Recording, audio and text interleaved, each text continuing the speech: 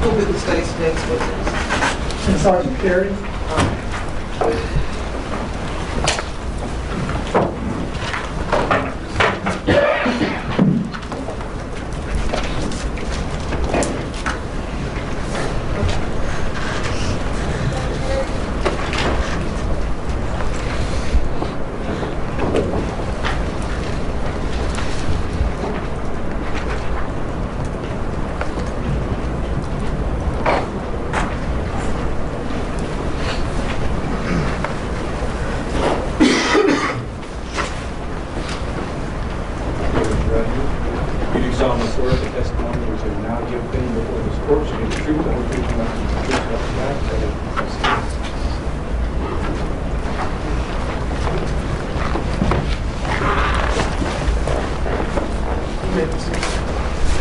Sir, state your name and spell your last name for the record. Scott Perry, P-E-R-R-Y. Mr. Perry, how are you employed? I'm a sergeant with the Austin Police Department. Can you give the jurors your background, how long you've been with the department, what different divisions, and what your duties now involve? I've been an Austin police officer for 21 years. I'm currently assigned to the Special Investigations Unit. I supervise that unit. We investigate incidents that have to do with sworn officers as well as city employees. Prior to that assignment that I'm currently in, I was in internal affairs, and prior to that, I was a street patrol supervisor back in 2012. And what rank are you? I'm a sergeant. And what does that mean as far as supervisor? It depends where I work. I supervise anywhere between 8 to 12 officers and a corporal. Currently, that was when I was on as a patrol supervisor. Currently, I'm a supervisor over 7 detectives which investigate those crimes I was talking about earlier. Sergeant Perry, I want to call your attention back to April 6th of 2012. Were you a patrol supervisor sergeant at that time? Yes, I was. Where were you assigned to supervise at that time? I work, at that time I was working northeast Austin. If you just imagine I-35 being the border, I worked everything that was east of I-35, and then 183 being the southern border, everything north of 183. So the Runberg area, some of the North Lamar, Cameron Road, all those areas like that.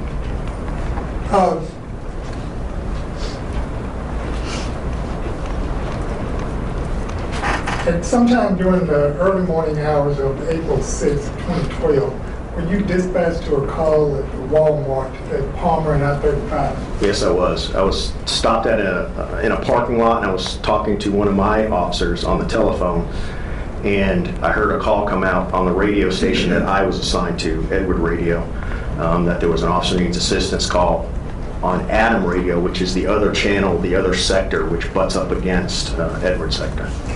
Did it tell the nature of that officer needs assistance? No, initially when the call came out, on our radio, all we heard was officer needs assistance, and it gave the address and it said the Walmart. So that's all that I had was that information. Are you familiar with that Walmart location? Yes, I am. It's right on the border. It's in Adams sector, but it's on the border of the 2 sectors. And is that Walmart that you eventually went to at Palmer and I-35, is it located in Travis County in the state of Texas? Yes, it is. So you get this officer needs assistance call, how do you proceed? I drove with my lights and siren onto the call. as soon as I heard the information come out that it was an officer needs assistance, I turned my in-car radio over to Adam radio, which is the sector that the Walmart's in. But there was no talking, there was silence on the radio.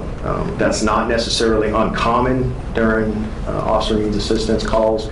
We kind of leave the radio available for whoever is dealing with whatever's happening at that actual location.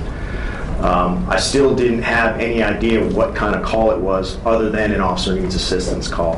And those calls, they range from somebody running from somebody to an officer that they just can't reach on the radio to, you know, somebody fighting with somebody. There's just a wide array of types of calls.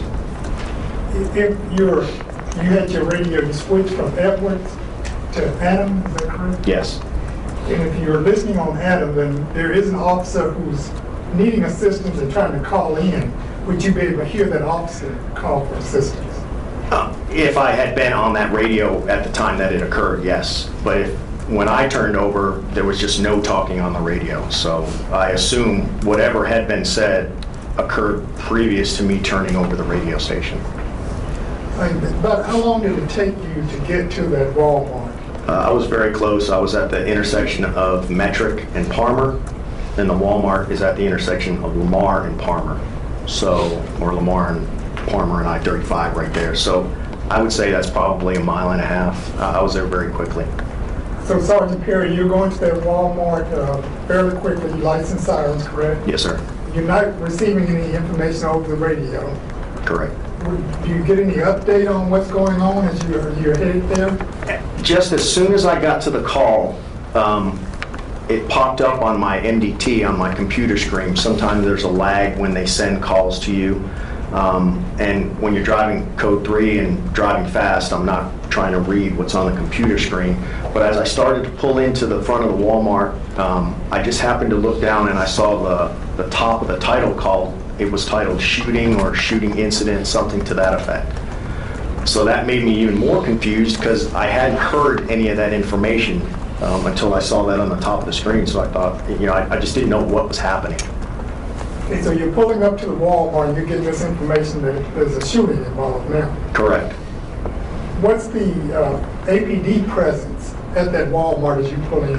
As I pull up, there are two doors at the Walmart, a north door and a south door. The store faces east.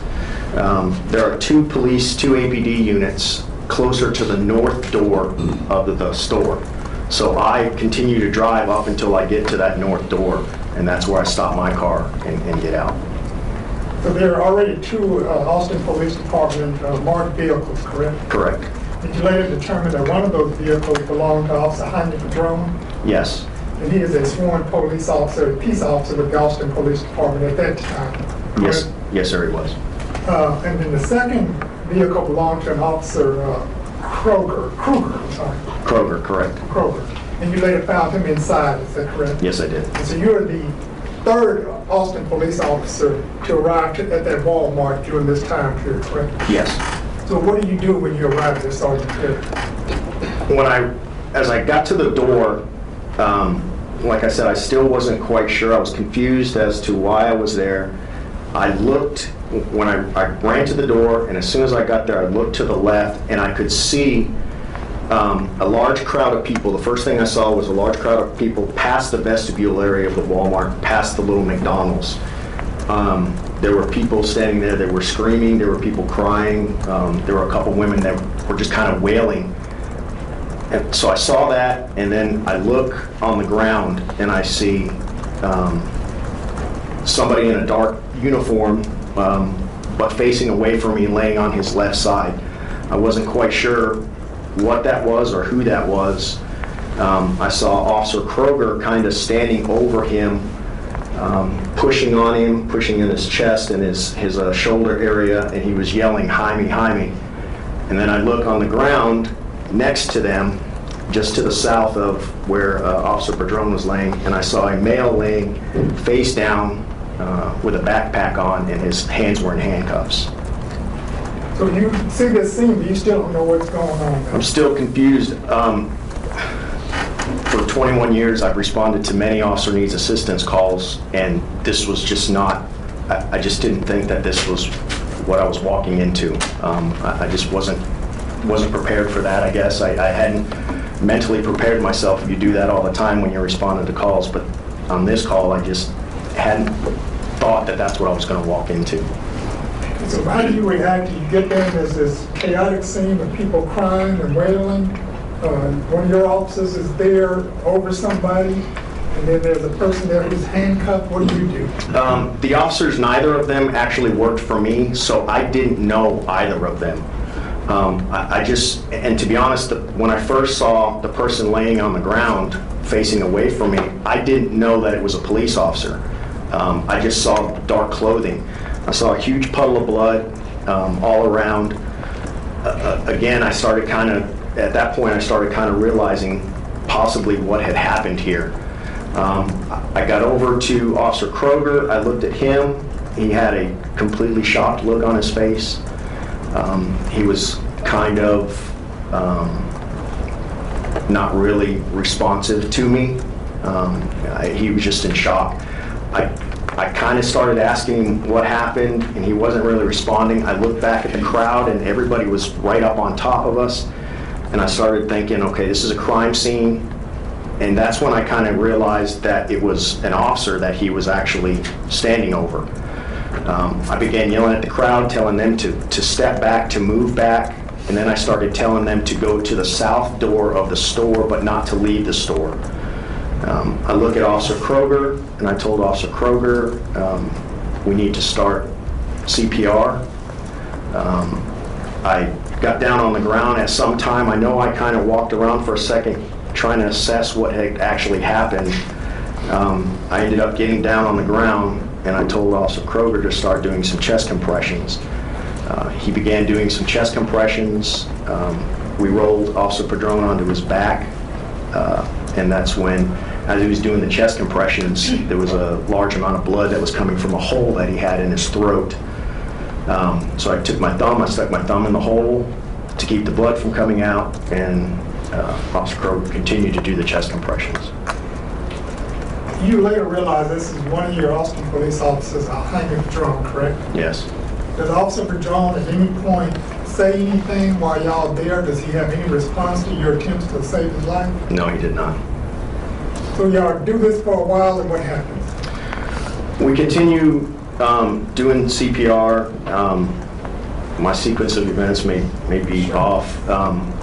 I'm calling on the radio because for me it just seemed like forever that EMS was taking to get there. I'm calling out for other officers to arrive. I'm kind of starting to assess, this is a crime scene. I look over at the person who's handcuffed and I grab him. I see he's got blood on him, but it looks like spray as opposed to pooling blood like was on Officer Padron and on the ground. You don't have any reason to believe it's his own blood, is that? I didn't know. I didn't know at that time. So I grabbed him and I kind of like to pull him to look to see what was going on. When I pulled him, he made some kind of groaning noise.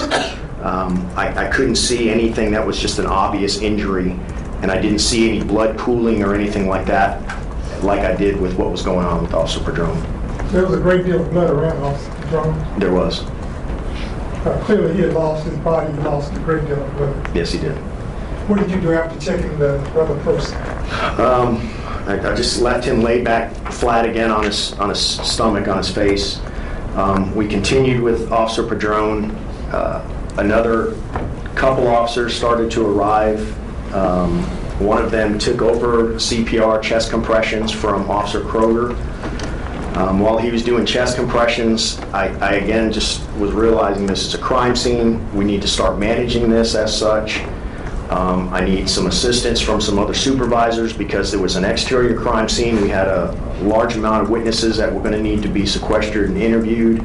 I started calling all that information out on the radio. As I was down on the ground, I started looking around and I saw a handgun laying on the ground near there's the security sensor things that if you walk through it beeps that if you stole something. It's laying on the ground near the north one of those at that doorway. I start looking around some more. In the puddle of blood right next to Officer Padron, there's a shell casing. I look back to the left, which would be to the west. I see another shell casing laying on the ground. I start calling out where I needed officers to position, what officers needed to do, making contact with some command staff, making sure that everything was put out. Sergeant Perry, by this time, as you're noticing these shell casings and the gun, have you got the crowd moved back from everything? Yes, sir. I continued yelling for them to move back, and they were very compliant. They were crying and yelling and things like that, but they were listening to what I was telling them to do, and they started moving backwards. Another officer came in, Officer Teo. When she came running in, she had a trauma pack with her. She gave me some gauze. I took the gauze and stuck that in the hole, and just tried to keep pressure on the wound while another couple officers were changing off, doing chest compressions. I then started to kind of again realize, man, this is a big scene. We definitely need a lot more help here. Now, you did not know Officer Padron, nor did you know Officer Kroger, is that correct? Correct. I didn't recognize either of them. Officer Padron's face was distorted from the gunshot, and I could see a large amount of blood coming out of his mouth, and it was on his face. I just couldn't, I didn't know who he was. There was a sergeant, the sergeant that he actually works for. I remember being on the ground and looking towards the door, just first of all feeling horrible that I don't even recognize who this guy is. And I see that other sergeant, which ended up being his sergeant, get to the doorway. I had already put out on the radio that we didn't need any more people coming in that door to disturb that crime scene. So he stopped at the doorway, and I remember looking at him and asking him, is he yours? Is he yours? And he was able to kind of see, and he just started kind of nodding his head up and down. And did you figure out there were other officers from Officer Padron's shift? Eventually EMS got there. I was relieved by a paramedic who asked me what I was doing, why I was holding his neck. I said he's got a hole in his neck, so he took over what I was doing. Other paramedics got there and firefighters, and they began their life-saving measures. When I stood up, I kind of stepped back a little bit, and I could see another shell casing, a third shell casing, off to the east, kind of in the middle of the vestibule area, because now I didn't see it when I came in, but now I knew that I needed to be looking for other evidence. Let me stop you just a second. You've described finding 3 shell casings. Tell the jurors what a shell casing indicates as far as a gun being on the scene. Certainly. So you have a bullet. We'll call it a live round. There's a portion of that is the casing, and that holds the gunpowder, a little bit of wadding, and then the actual steel bullet is mounted on the top of that. When you fire a gun, the bullet comes out of that, and what's left is this metal hollow tube that has a flat bottom on it. That's the casing. So what that indicates to me when you see those hollow tubes laying around is that they're fired rounds. They've been fired from a gun. So they're on the scene immediately. You've located 3 of these, Correct. And you've also located a gun, correct? Yes. Was that gun Officer Padron's service revolver? No, it was not. It was a smaller handgun. I immediately, when I saw that gun on the ground, I immediately looked at Officer Padron's holster on his body, and I could see that we all have the same holster, and I could see that the security hood on the top of his holster was still in the locked position, and the gun was inside the holster. What's the security hood? It's a piece on the holster itself that it slides forward. It's one of the safety releases to keep the gun from coming out of the holster, except by the officer himself. So that hood was locked in the locked up position. And the only way to make that activate or to manipulate it is for someone to actually push it down, slide it forward, and then rotate it forward. So the security hood is on. Is the gun there in the holster? His gun was still inside his holster. Anything indicate that gun had been fired and placed back in the holster and then the security hood placed back on? I had no information of that. So you observed these shell casing, you observed this gun, you know the Officer Padron's gun. is still in his holster under the security lock. What do you do next, officer? EMS, one of the commanders from EMS stood up and looked at me and said that he was calling to get a pronouncement time. So, Pronouncement of what? Pronouncement of Officer Padrone's death. So he called. As soon as he told me that, I looked and I saw my lieutenant had arrived on scene. I looked at him. He was standing in the foyer. I told him what the paramedic had told me, and then I started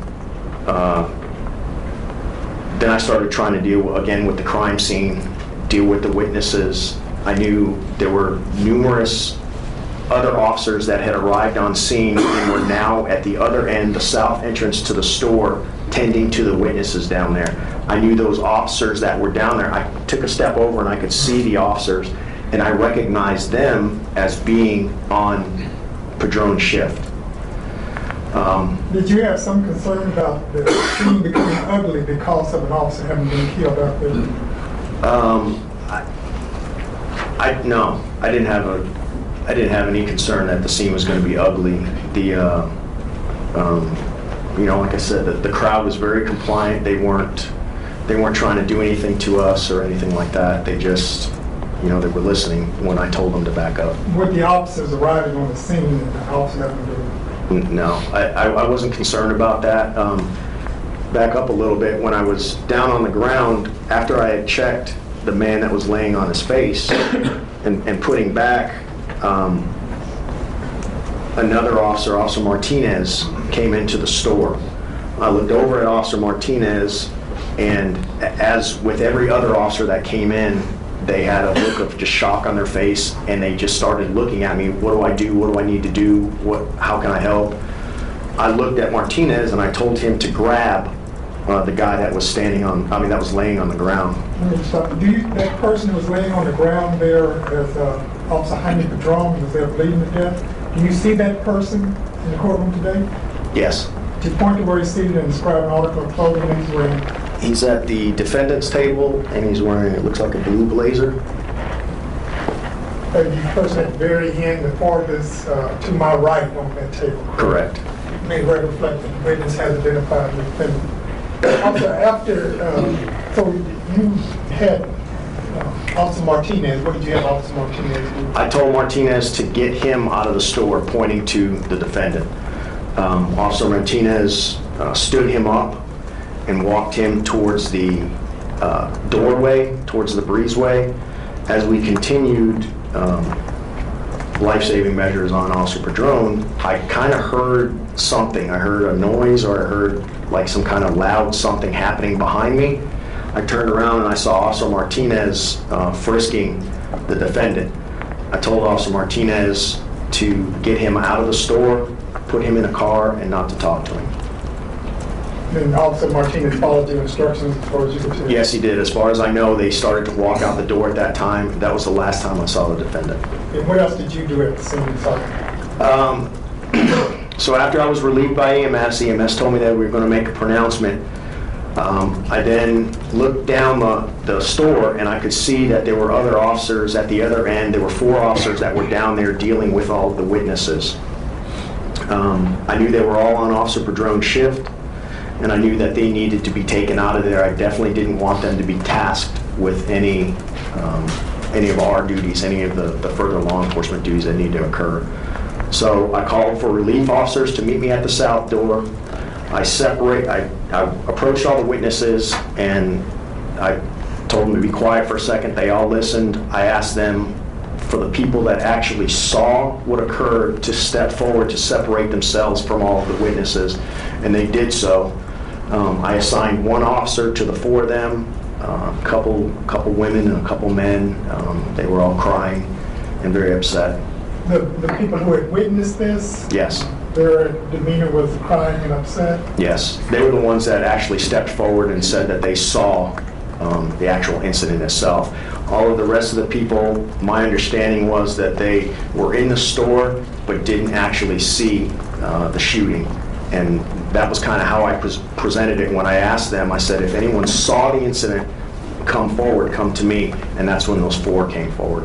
And in this crowd of people that you were dealing with, were there Walmart employees and also Walmart customers? Yes, there were.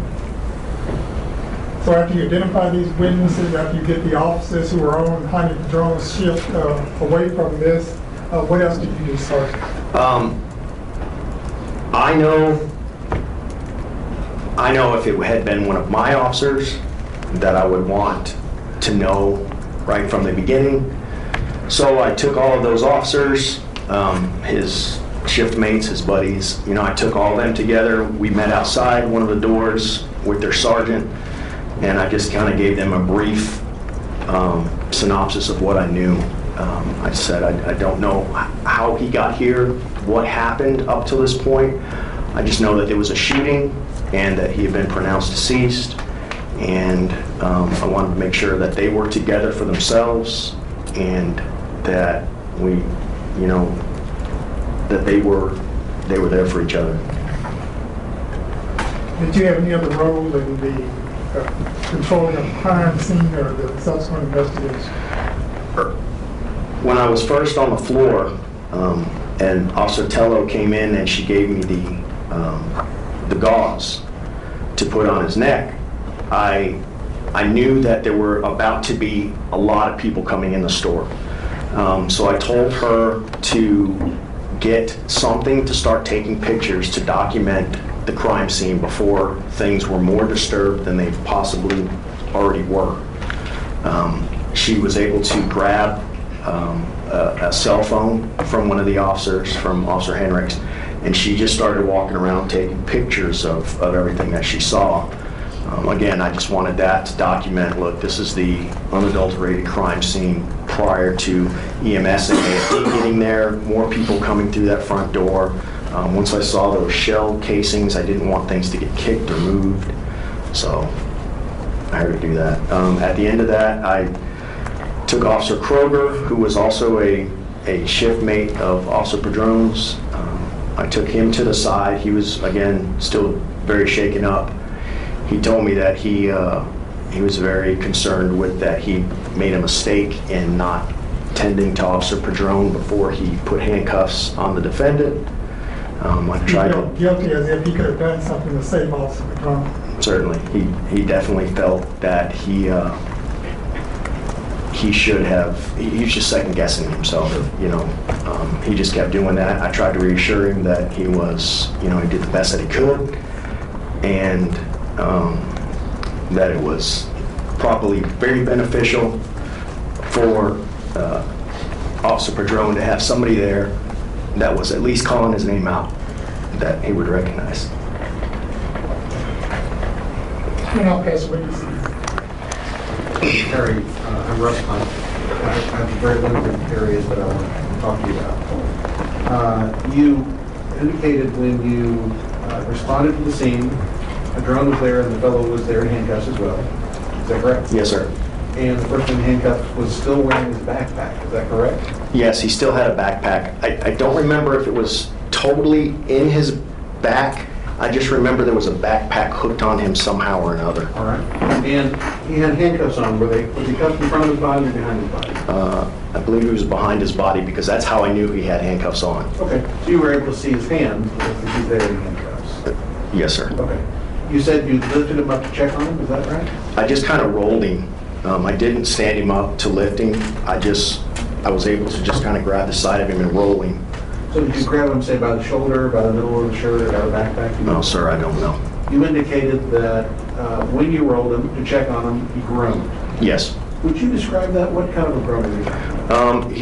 He just groaned or moaned. It was just a when I pulled him to look at him. Almost like a grunt sort of sound. Certainly. It didn't sound like he was moaning in pain or something like that. No, sir. It certainly wasn't a laugh, was it? No. But beyond that, you don't have any further interpretation of what this movie is about? No, sir. Your Honor, we'll pass the witness. No question. Thank you, Mr. Defendant. Next witness. Today we call Christopher Lester, Your Honor.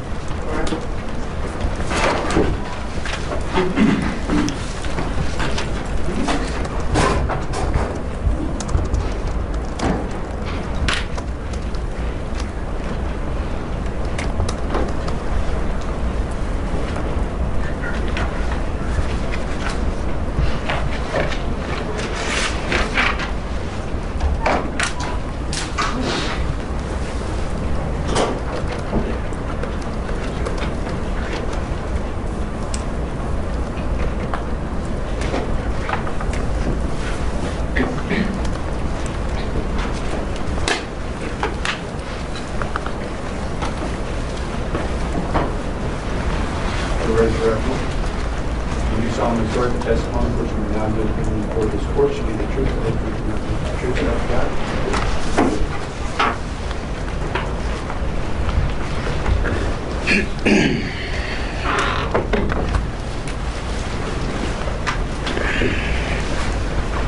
Will you state and spell your name for the court reporter, please? Christopher Lester, first name Christopher, last name Lester, Lester. And how are you employed? I'm a captain for Austin Travis County EMS. How long have you been with Austin Travis County EMS? 8 years. And what are your basic duties with that department? To train employees that are new and also provide medical care to the citizens of the city and county. And what formal training do you have in that regard? Paramedic school, and then I'm also an instructor in advanced cardiac life support, advanced medical life support, pre-hospital trauma life support.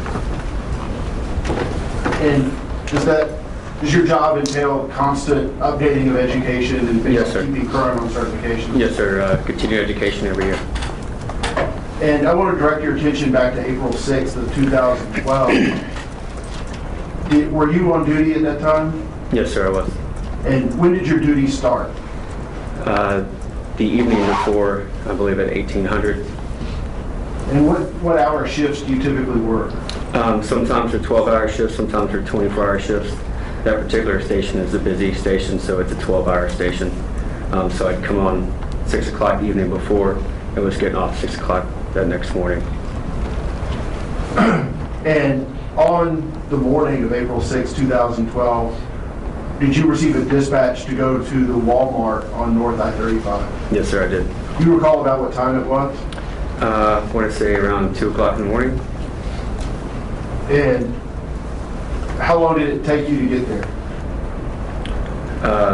Without the dispatch information in front of me, I would say less than 5 minutes. And when you arrived at the Walmart on North I-35, what did you see as you pulled into the lot? We came in from the north entrance. There's a officer moving a gentleman outside of Walmart, coming through those north doors, handcuffed and pointing towards us to go inside. Did you have any contact at that time with that officer or with the gentleman who was in handcuffs? Just in passing. And did you go inside the Walmart? Yes, sir, I did. And what did you see when you entered? We entered through both sets of doors. We saw an officer laying on the ground. Other officers providing medical care to the officer down on the ground. And how did you recognize the man on the ground to be an officer? Blue uniform, bulletproof vest laid back, had a duty belt on. When you say his bulletproof vest was laid back, what does that mean? The best I recalled, it was pulled up back over his head so that his chest and abdomen could be exposed. And so you assume from that point that it's still intact in the back, it's just Yes, sir. pulled up over his Yes, head? sir. Just pulled up. And did he have his shirt on at that time? I believe it was still. Are you talking about like an undershirt or his officer, the uniform? Both. His top uniform shirt was opened. The vest was pulled up over his head. I can't remember if my partner was in my report there if he had started removing the shirt or it was already pulled back. And when you made those observations, what did you and your partner do as far as care? We initially continued to have the officers that were providing care. One had gauze on a neck wound. We continued to have him hold the pressure Another one was doing chest compressions. Since we were the only two there, my partner and myself, at that time we had them continue so we could take a better assessment of the situation. My partner applied electrodes and therapy pads, see what kind of cardiac rhythm the patient was in. I assessed the airway, noticed that there was blood in his airway and began to suction that. Also noticed a heavy amount of blood around his facial and neck region with facial swelling. After fire department arrived, we excused the officer so AFD could start doing compressions to give the officers a break. We go through a checklist to make sure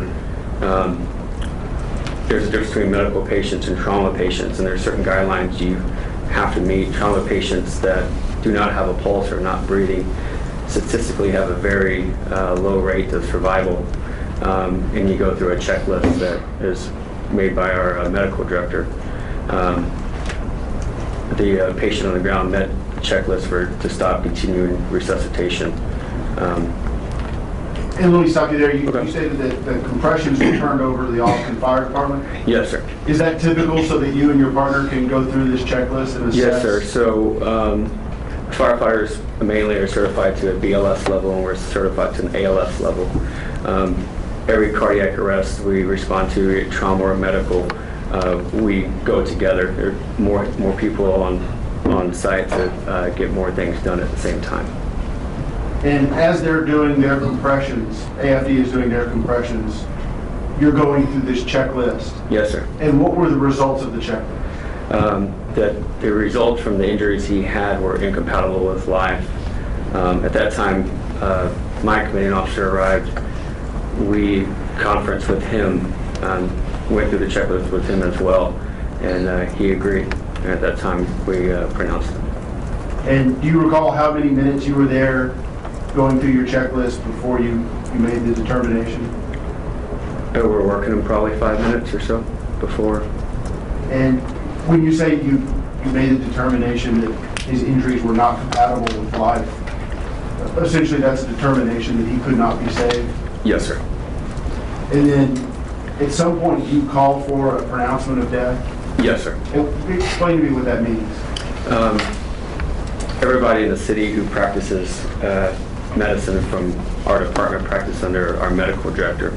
We have authorization to him, if we meet certain criteria, that we call our dispatch and say, I need a time of death for whatever age person, and they give us the time of death at that time, and that's what's placed on the time of death record. And essentially between this checklist and this protocol for pronouncing death, Yes, sir. it's a checklist to make sure that all steps that could possibly save the patient are completed before anything is done. Yes, sir. We come up with these checklists so you don't miss something that could be obvious, that you might forget in a stressful situation. So we have a checklist that we actually check.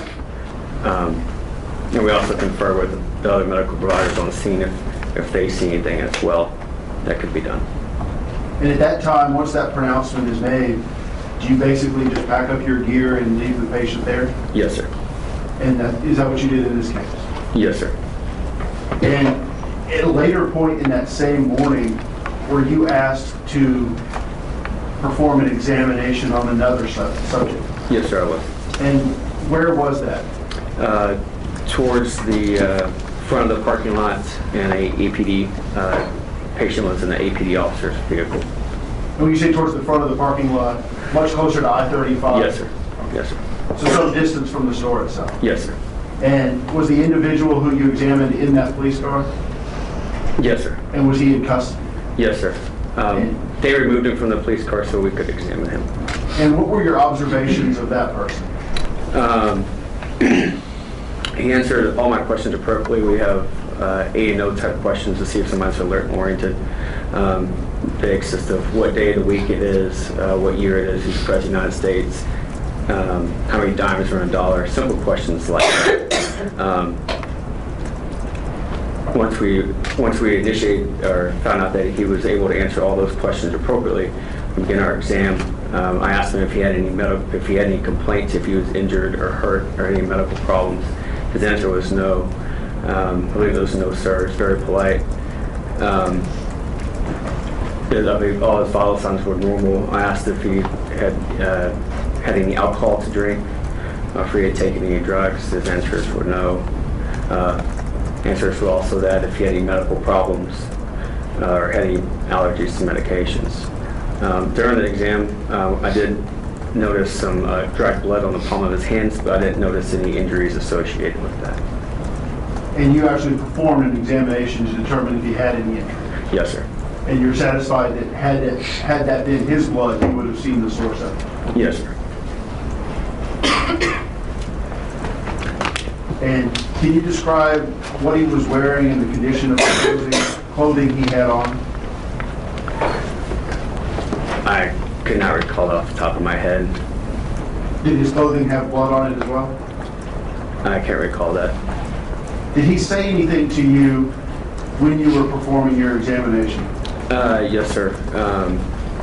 Well, right after I finished checking his blood pressure, he turned and looked at me and asked if he was going to get life in prison for this. And what did you say? I informed that wasn't my job. Did he say anything else? Not about that.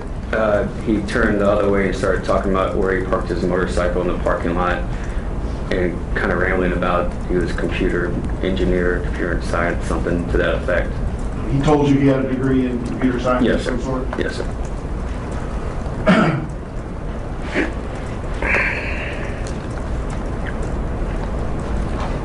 And what was his affect when you were dealing with him? It was very blank, very cold, really no emotion to the things that were going on or things that had happened. And when you perform an examination, is part of what you're looking for possible intoxication, or is that not something you typically worry about? To an extent, yes. We don't have any type of tools to determine blood alcohol content, things like that. Obviously, if somebody's had a lot of alcohol to drink, you can generally smell it. I couldn't smell any alcohol. And then we're kind of left on asking the question, you know, have you taken any drugs? And his answer was no.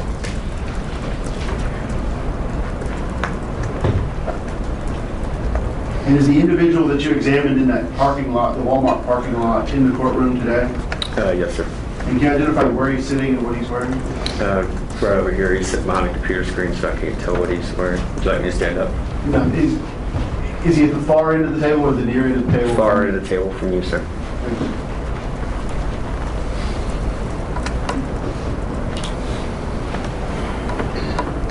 I'll pass the witnesses on you. Lieutenant, is it Captain Lester? Yes. Okay. Captain Lester, my name is Bradley Booth. I'm one of the attorneys in this case. Nice to meet you. You too, sir. Okay. I just have a few quick questions for you.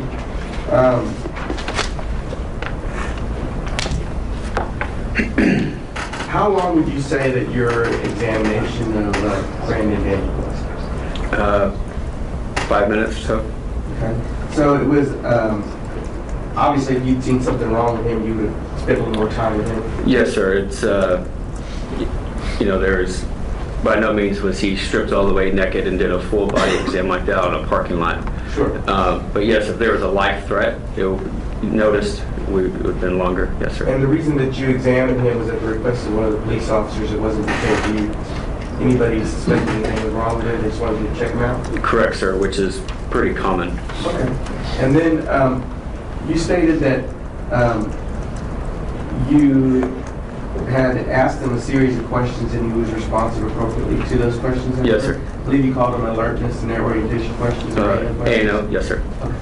And but you also stated that his affect was very flat or cold, I think you and Yes, yes, sir. Yes, sir. Okay. Then you really don't have specific training with regard to administration of any drug recognition exams or anything like that. Is that true to say? Pretty much, yes, sir. So you really, aside from anecdotal evidence to determine somebody's level of intoxication, for instance, like you said earlier, smelling alcohol or something like that? Right. Like I said, we don't have anything to register alcohol content. We don't do blood draws to check for drugs or medications. Sorry. So aside from the blankness or coldness of his affect and his rambling, you really don't know much about his mental state. Is that fair to say? Correct. Correct.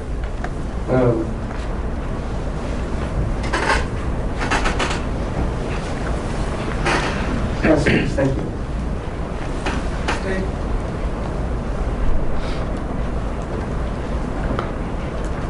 I have no further questions.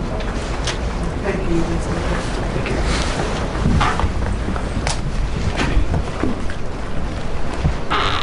Next witness.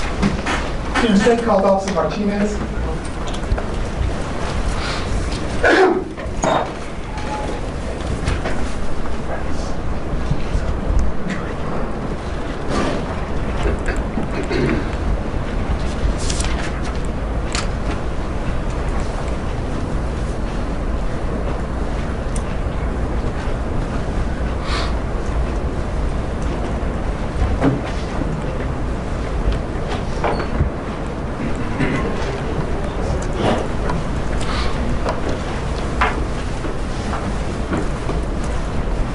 Raise your hand. Do you solemnly swear the testimony that you may now give in before this court shall be the truth, the whole truth, nothing but the truth, so help you God? Yes, sir. Yes.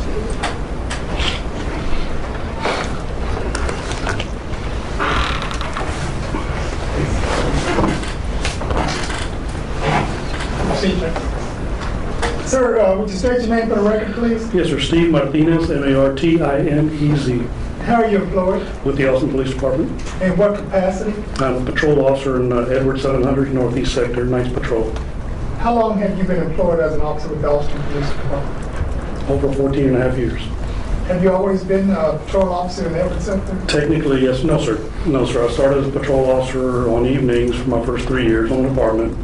I then joined and went to the DWI Enforcement Unit. I spent over 8 years there and have gone back now to Ninth Patrol for the last 3.5.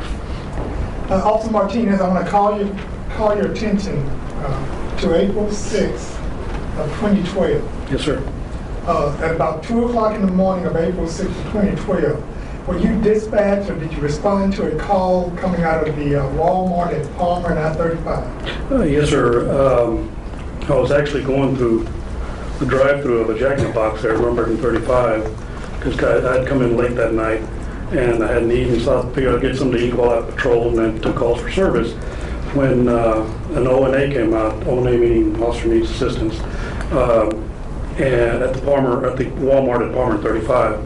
I'm at Rumberton 35. It didn't take nothing to jump on 35 and head straight up there. Got up there pretty quick along with another officer. And Do you recall who the other officer was? yes, sir. It was another officer on my shift. Name was Wes Hendricks. And all I remember was while we were on our way up there, that call came out on Adam radio. We work Edward radio, which is the adjoining sector to the east of Adam. And when we switched over, I heard my sergeant, who happened to be nearby, that was there at the scene.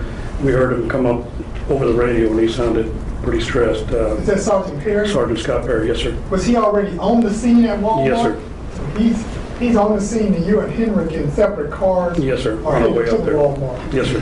And are y'all going at a leisurely pace? Or? Oh no, I had that gas pedal pegged, and I was probably doing somewhere between 125 and 130. Our cars are governed, so we can't go above a certain speed, but I was going as fast as I could get there, and I still felt I couldn't get there fast enough. So, but as you're going there, you hear this distress call from your sergeant? Yes, sir. I hear on the radio asking for officers 1018, which means quickly. And later on, Wes and I had talked about it, that we could swear to God we could hear shots being fired in the background. So we thought we had an active shooter. You know that's not true. I mean, And that wasn't the case, no, sir. But because while we were on our way up there, Wes and I both carried rifles. And Wes was also a member of the gold SWAT team, or the reserve team. So he's SWAT trained. So we thought, we're going to get out our rifles and deal with an active shooter at the time. But as we got on scene, Sergeant Perry came up on the radio again. This time, again, screaming for EMS 1018, which again means quickly, saying there was an officer down. So we forgot that idea. We went straight to the door. So when you arrive at the Walmart, Yes, sir. Officer Martinez, how many police vehicles are already there when you and Officer Henrik arrived? I believe there was already 3. And your Sergeant Perry was on the scene when you went inside, you found him inside? Yes, sir. Well, we were into the door when we heard him again screaming on the radio. And the only thing about Walmart is I don't know if you're familiar with the way Walmart does things, but after a certain hour, they close one side of the doors, you know, like after 10 o'clock. In this case, they had the north doors closed and locked, and we ran up to the north doors, and we could see Sergeant Perry doing chest compressions. We didn't know who the officer was at the time, but we could see him doing chest compressions, and we tried to get in the door. It was locked. We were able to force the door open just enough for each one of us to grab one of the doors. God help me, I don't know where the strength came from, but we yanked those doors right off the hinges. And we ran in, and Wes jumped in right away to help Sergeant Perry continue chest compressions, and I was waiting for my turn to go next when Sergeant Perry pointed out the fact that the suspect was lying 3 feet from us, quiet as a church mouse, you know. Hold on just a second. So when you arrived there on the scene, Sergeant Perry and another officer are doing chest compressions? Sergeant Perry was doing chest compressions, and Officer Kroger was standing behind him. And the person they were doing chest compressions on, that was the officer who was the subject of the officer down call, correct? Yes, sir. I didn't know who he was till we got there, and when we ran up and looked, I said, oh my God, it's Jaime, you know. Did you know Jaime? I knew Jaime very well. Jaime Padron was a patrol officer like yourself, is that correct? Yes, sir.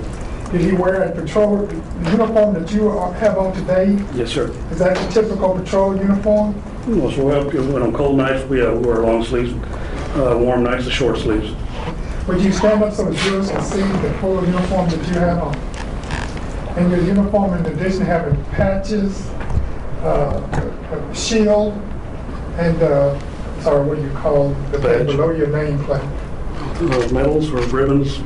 We normally don't wear those. We only wear, we put on what we call our Class A's, where we wear the long sleeve with the tie and the tie clip. And the officer, Padron would have also had the utility belt on too, correct? Yes, sir. And you saw him that day, correct? Yes, sir. And he had all of those things on? Yes, sir. Correct? Thank you, sir. So what did Sergeant Perry direct you to do there at the scene? Well, like I said, we were all kind of kneeling by next to Jaime while Sergeant Perry, did chest compressions and so forth. Wes then took over doing chest compressions, and then Sergeant Perry actually stuck his thumbs in the holes in Jaime's neck, try to prevent the blood from coming out. When he told me, that's the suspect right there, get him out of here. Like I said, we were so focused on Jaime, I didn't even realize that the suspect was there, handcuffed, not 3 feet away from us, just like I said, laying there quiet as a church mouse. So I scooped him up, and we stood him up, walked him by up to where the bubblegum machines are, and I began to do a pat down and a further search to make sure he didn't have any more weapons. I'd already seen the gun laying off to the side, and conducted a search on him and realized I had blood all over my hands because the suspect had been laying in a pool of Jaime's blood. And, wiped off, put on some rubber gloves, continued my search, took him outside where another one of our officers met me out there, and we actually conducted a more full search in front of the video camera of Officer Corey Knott's patrol car. And we had to unhandcuff him because he had a backpack on as well. So we had to unhandcuff him, hold him, take the backpack off, re-handcuff him again, and also search the backpack as well. And did you personally search the backpack? We both did, yes, sir. And what did you do with the items from the backpack? Put them back in it. I mean, we found there were what looked to be wine bottles or champagne bottles. There were foodstuffs in there like breads or bagels or donuts or something, some of those type of foodstuffs that obviously came from the Walmart. Was that backpack pretty stuffed with items? Yes, sir. Did you take those items out and put them on the vehicle? Yes, sir, and they should have been captured on video, all things that came out. Did you find anything other than food items in the backpack? Not that I can recall, no, sir. What did you do after putting items back in the backpack? What did you do with the suspect after that? I turned him over to Officer Knopp, who then put him in his patrol car, and I went back, and by this time EMS was getting there, and they basically took over. So we just stood by the door praying and hoping that they could keep Jaime alive. But you already knew he had lost a great deal of blood. Yes, sir. In fact, you know, I felt from where I was, it appeared that he expired his last breath. Did you ever see him respond in any way while people were there trying to help? No, sir. Going back to your search of the suspect, you didn't find any weapons on him, but did you find any kind of a wallet or anything like that? I believe there was a wallet, ID cards, all that kind of stuff on his person. All that stuff was taken out and displayed, I believe, on the hood of the car and then put back.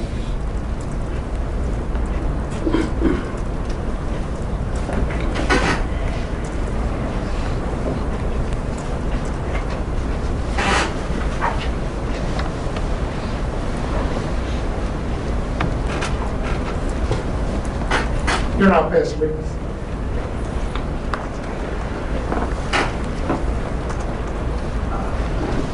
We have no questions, Your Honor. Thank you.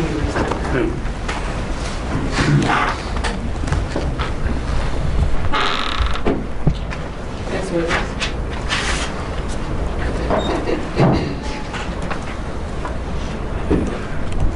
Statement called Albert Orelo, Your Honor.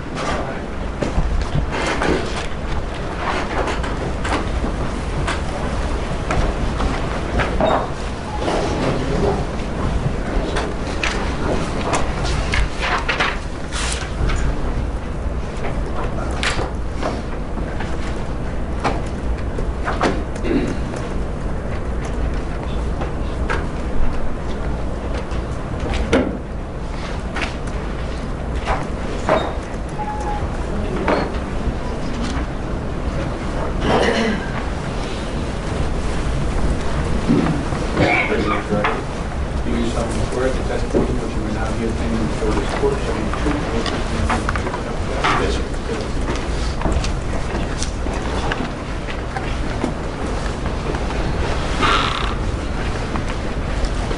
You may proceed. Will you state your name and spell it for the court reporter, please? Officer Albert Arevalo, ALBERT, AREVALO. And how are you employed? I'm an officer with the City of Austin. How long have you been with the city of Austin?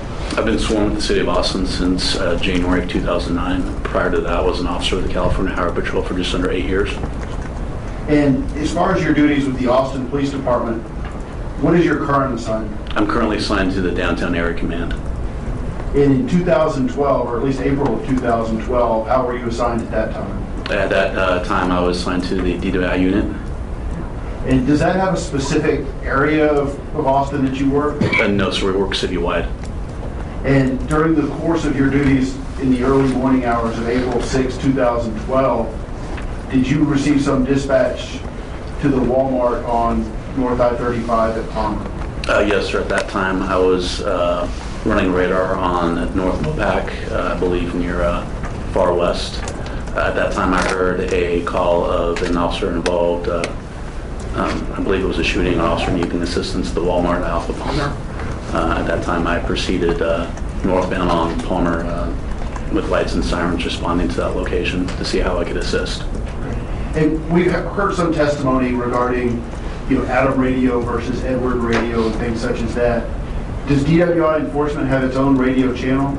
No, sir, we don't have our own radio channel. We have a setting in the vehicle where we can scan and listen to all radio frequencies sort of simultaneously. If someone needs a DWI officer for a investigation, we'll hear that on the radio, and the dispatch will ask for a DWI officer to answer on that radio, so we kind of listen to everything at the same time. That's what I was doing that evening. I was just monitoring traffic and listening to the radio for anyone that might need my assistance. And part of what you do as a DWI officer is if a patrol officer makes a stop and suspects driving while intoxicated, if there's a DWI officer near, you'll be sent to the scene to actually perform the task and make the arrest. Correct, and that's one of the reasons why I listened to, at the time, different radio channels within the city to see who would need my assistance. And the point of that is to free that patrol officer up because an arrest can take hours. Correct, there's certain criteria where a warrant might be necessary.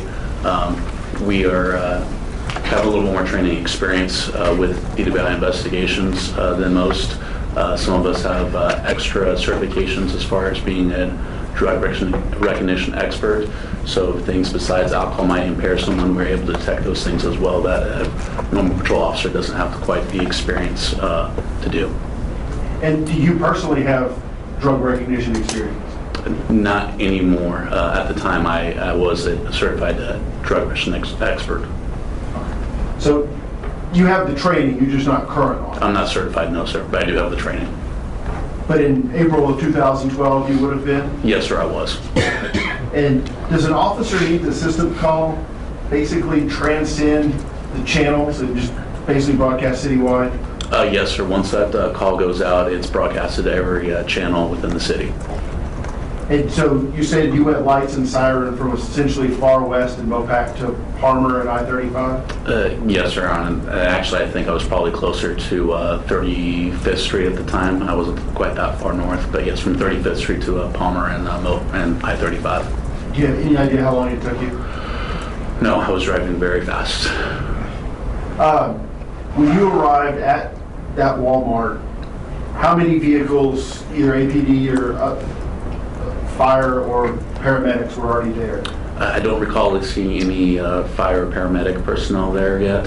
My recollection was I was probably the 5th or 6th patrol unit that was on scene at the time. And did you go into the store?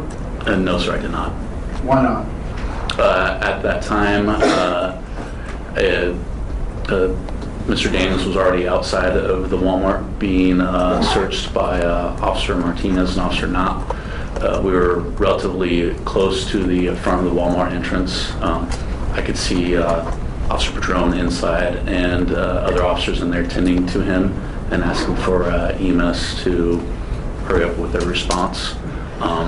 There was no need for me to go inside the Walmart. My immediate focus was on searching Mr. Daniels and making sure that he had no other weapons on him at that time. And did you assist Officers Knott and Martinez in the search of Mr. Daniels? Yes, sir. I had Officer Martinez was visibly shaken over the incident. I had him step aside, and myself and Officer Knott continued the search. Mr. Daniels had a backpack on. He was handcuffed. We needed to unhandcuff him and remove the backpack from him so we can continue the search. And we did. We handcuffed him and continued searching him to make sure that he had no other weapons on him at that time. And did he have any weapons on him? No, sir. And once the search was completed, his backpack was removed, what happened to Mr. Daniel?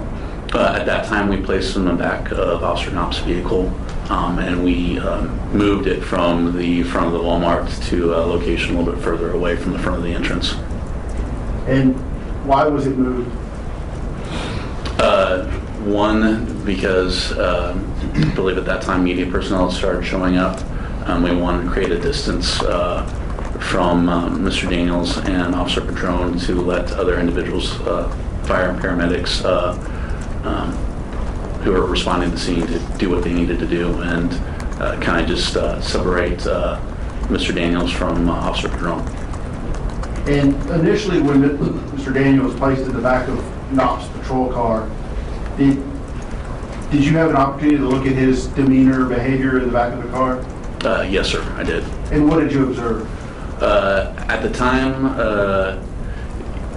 I couldn't exactly hear what he was saying. He was speaking in the back of the vehicle. He would look up at me and smile and wink. And it wasn't until when EMS personnel came to, I guess, give him an evaluation because he had blood on his face from Officer Padron to make sure that he wasn't injured at all, is that we had a small interaction conversation. And going back to that first point, when he was in the back of the car, you said he was talking, but you couldn't hear what he was saying? No, sir. Was the window up? Yes, sir, it was. Was the vehicle running? Yes, sir, it was. So basically, you could just see that his mouth was moving, but you don't know what was said. Correct. There's a camera in the back of the vehicle that should have picked up a conversation that he was having either with himself or with me, but I couldn't hear him at the time. And in that subsequent conversation you described when he was removed from the vehicle, was it just you and him? As far as my recollection, yes, sir. I recall, I know Officer Knott was there. I'm not sure if he heard the conversation, but I distinctly remember Mr. Daniels asking me questions and wanted to know if, making statements to me and then asking me if he could ask me any questions and proceeding from there. Specifically, what statements and questions did he make to you while outside of Knox Police Department? He had asked if we're in Travis or Williamson County. He wanted to know if certain counties were more lenient than other counties. He was concerned about what his bail amount would be, how long it would be until he got out, and if he was going to get his motorcycle or moped out that evening or not, and if so, where it was being taken to. Did he say anything about his school? He at the time had mentioned that he was going to school or had been at UT for, I believe UT for some sort of computer engineering or something to that effect. And did he ask you anything or say anything to you regarding a possible sentence for his actions?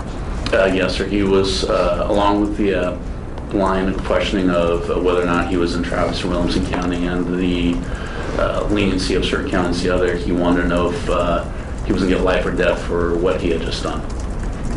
Did you answer these questions?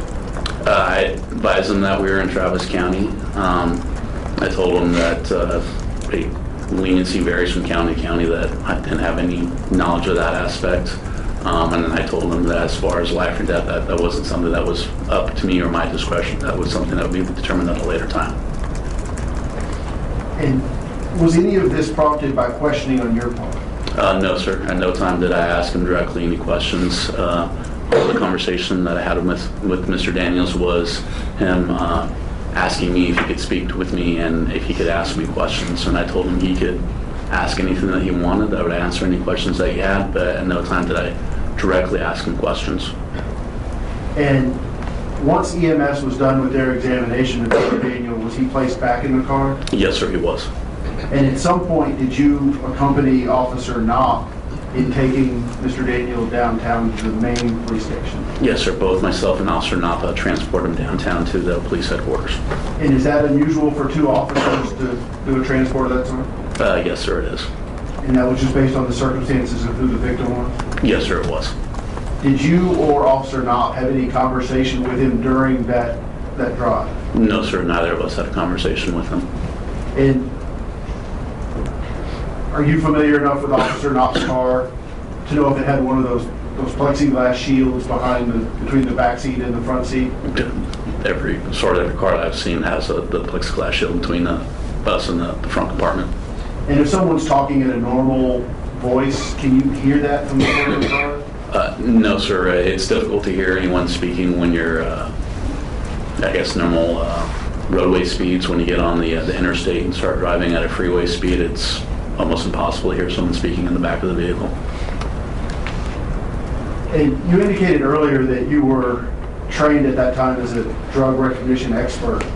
Did you perform a drug recognition expert battery of tests on Mr. Daniel? No, sir, I did not. Did you make any observations that you would have used if you had stopped him driving the vehicle? Yes, sir. I noticed his speech was slurred. He seemed sleepy at the time. His eyes were red and watery. A little lethargic in his speech as well. Anything about his gait or his stride? I didn't have a chance to see him walk very much, so I don't know as far as balance or anything of that nature off the top of my head. And when you arrived at the Austin Police Department main building, where is that located? 715 East 8th Street. That's essentially I-35 and 7th Street? Yes, sir. 7th And Street. 8th Street is kind of border both of those? Yes, sir. And once you arrived there, what did you and Officer Knopp do with Mr. Daniel? We walked him from the downstairs garage to the back entrance into the police headquarters and escorted him up to the interview room so he could be interviewed by the detectives. And during that walk, did he say anything, at least maybe not to you, but within your earshot that you recall? Yes, sir. There's an old Austin Police Department motorcycle that's down or in that area right there. He saw that and was like, "Oh, that's kind of cool. It's a police bike." As we continued our walk to the elevators and going upstairs, he made this spontaneous statement that he's like, "Hey, I killed the cop." And where was that in reference to the interview? I don't recall if it was downstairs when we were walking through the hallway or if we had made it to the interview room level yet or not. And again, was any of that in reference to questioning by you or any other officer in your group? No, sir. Again, at no time did I ask him any questions directly. These are all statements that he made to me. And is the person you had contact with that early morning in the courtroom? Yes, sir. And can you identify what he's wearing and where he's sitting? He's sitting to my far left wearing a suit with, I guess, a gray shirt and a maroon tie, from what I can see.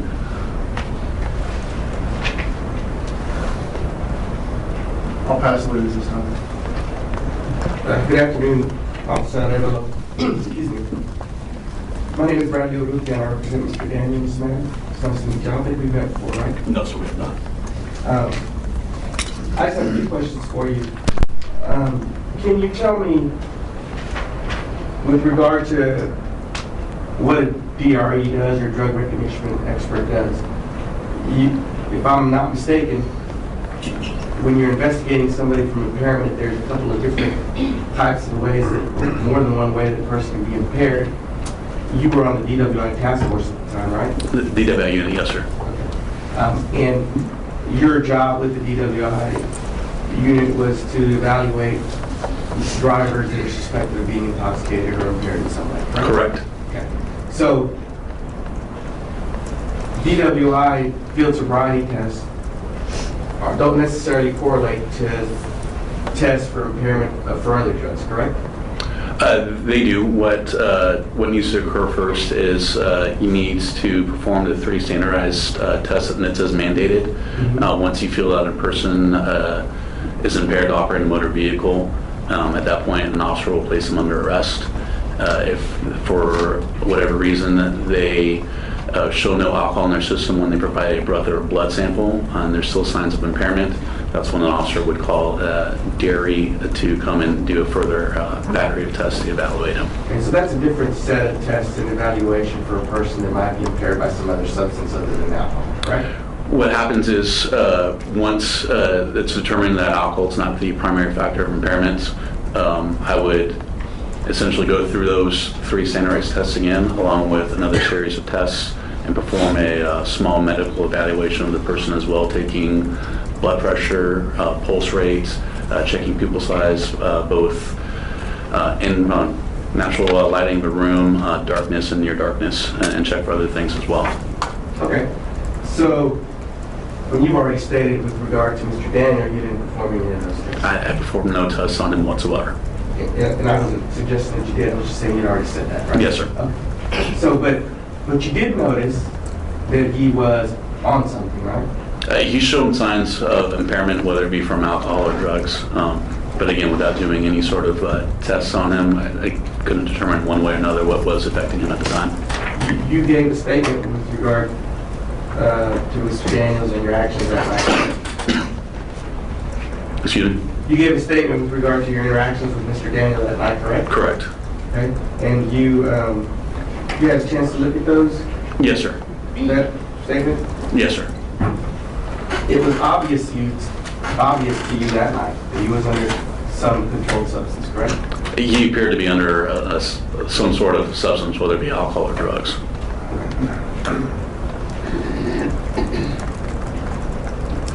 And you specifically noted that his eyes were watery, he was dozing on and off, is that correct? Correct. Okay. In addition, his speech was slurred, Yes, sir. mumbled. Yes, sir. Okay. Also, it was a little thick at times. Yes, sir. And while walking, he kind of staggered and needed your assistance. Yeah, when he was in handcuffs, yes, sir. Okay. But he needed your help. Correct.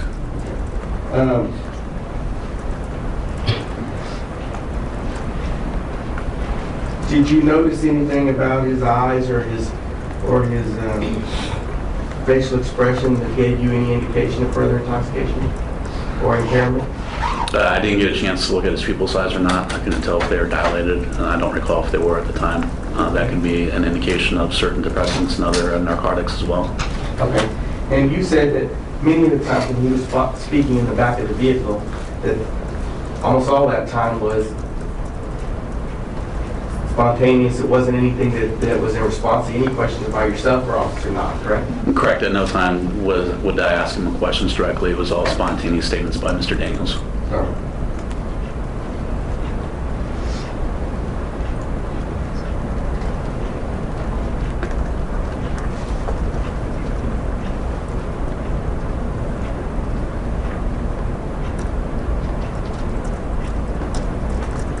All right, thank you, officer. That's all the questions I have. Straight.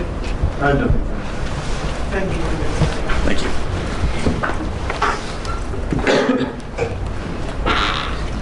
you. Ladies and gentlemen of the jury, we'll recess for today. Please report back to the jury room at 9 a.m. tomorrow morning. Quick recess.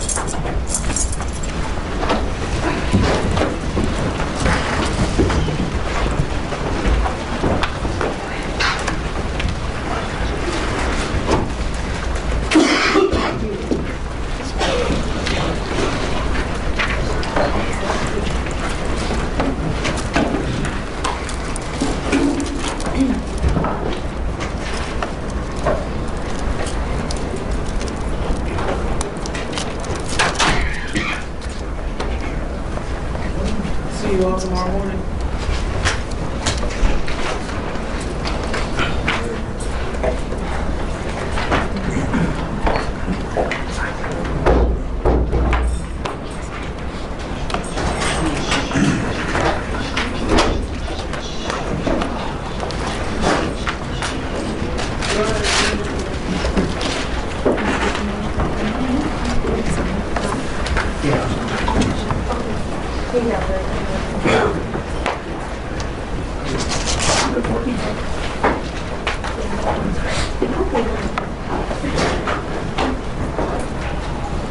Stage is removed the desk plan.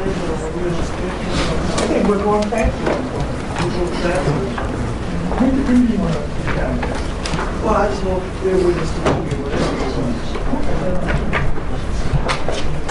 That's it.